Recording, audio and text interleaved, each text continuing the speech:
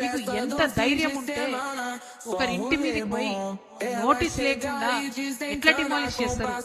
మీరు ప్రభుత్వం అయితే కావచ్చు కాక ఇల్లు కట్టుకొని లెజిటిమేట్ అని ఇవాళ మీరు చెప్తున్నటువంటి హక్కు ఉన్నప్పుడు ఎట్లా డిమాలిష్ చేస్తారు?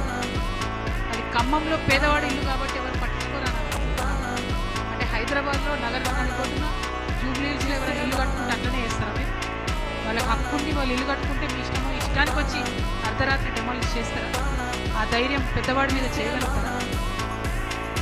ఇవాళ నేను తెలంగాణ ప్రజల్ని జాగృతి శ్రేణులు కూడా రిక్వెస్ట్ చేస్తాను, మనకి ఇంకొంచెం కష్టమైన పర్వాలేదు, రేపు మధ్యాహ్నం మంత్రుల ప్రోగ్రాంలో వాళ్ళు ఏం చెప్తారో చూసే వరకు కూడా కొనసాగిద్దాం. ఎందుకంటే వాళ్ళు 311 మందికి ఇస్తారా, 450 మందికి ఇస్తారా, లేకపోతే పడగొట్టిన మొత్తం 700